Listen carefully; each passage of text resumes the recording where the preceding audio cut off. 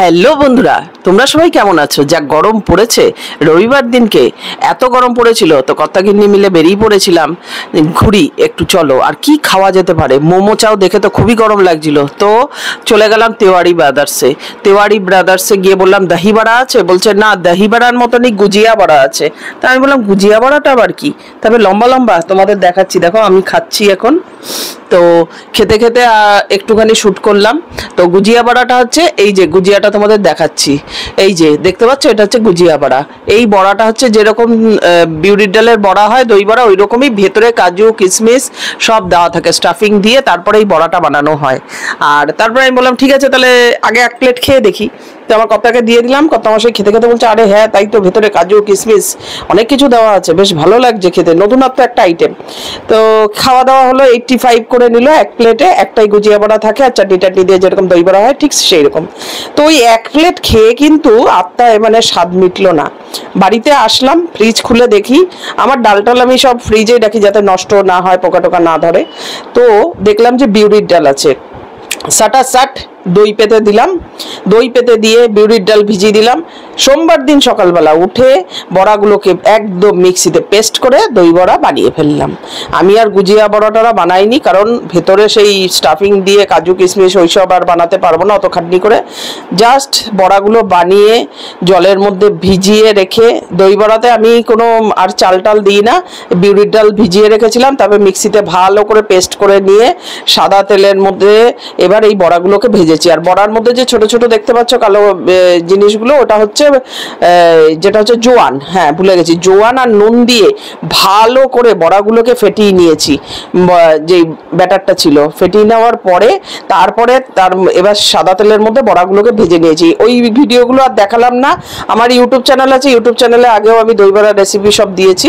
আর এখানে বানিয়ে নিয়েছি পুদিনা ধনিয়ার চাটনি, চাট মশলা, ঝুড়ি ভাজা, আর হচ্ছে তেঁতুলের চাটনি যেটা দেখালাম, ওটা হচ্ছে তেঁতুলের চাটনি, মানে যেটা হচ্ছে খাট্টা চাটনি সেইটা।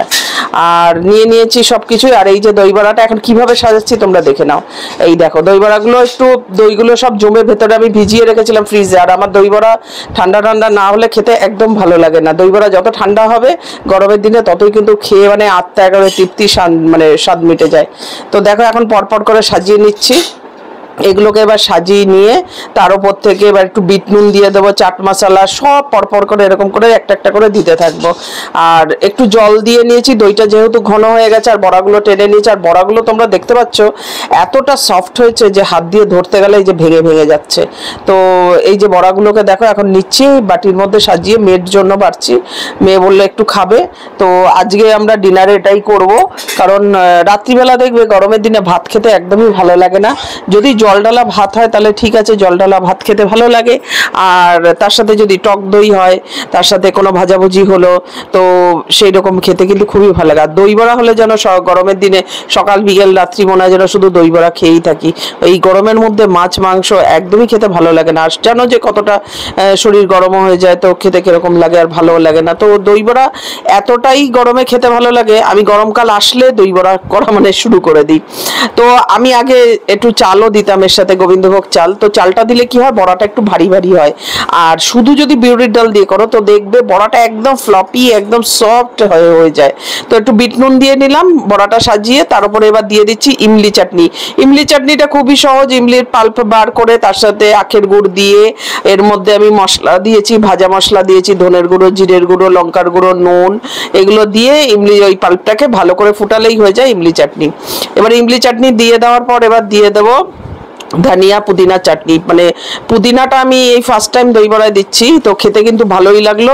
যেহেতু পুদিনা খেলে একটু মানে গরমের দিনে দেখবে পেটটা ঠান্ডাও থাকে, পুদিনা খাওয়া ভালো। তো এই ধনিয়া পুদিনা চাটনিটা বানিয়ে আমি মিক্সিতে ধনিয়া আর পুদিনা আর তার সাথে দিয়েছি একটু কাঁচা লঙ্কা। তো দেখো এখন দেখতে কি সুন্দর লাগছে। এবার দিয়ে দিলাম আমার সেই স্পেশাল মশলাটা, ভাজা মশলা, তো সেটা দিয়ে দিলাম। তারপরে দিয়ে দেবো এবার চাট মশলা, চাট মশলাটাই যে এখন দিয়ে দিচ্ছি। এবার তার উপরে দিয়ে দেবো ঝুড়ি ভাজা, সব পরপর পরপর করে এই যে দিয়ে দিলাম। তো মেয়ে আবার বলবে যে ইমলি চাটনিটা আরেকটু দাও, তো সেই জন্য আবার ইমলি চাটনিটা একবার দেওয়ার পরে ওর জন্য স্বাদ মেটে না, ওর আরও ইমলি চাটনি লাগে।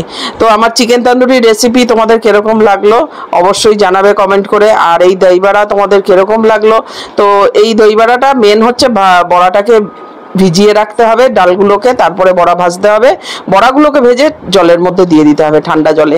ব্যাস হয়ে গেল, দই বড়া রেডি হয়ে গেল। তো যারা চ্যানেলটা সাবস্ক্রাইব করনি তাড়াতাড়ি সাবস্ক্রাইব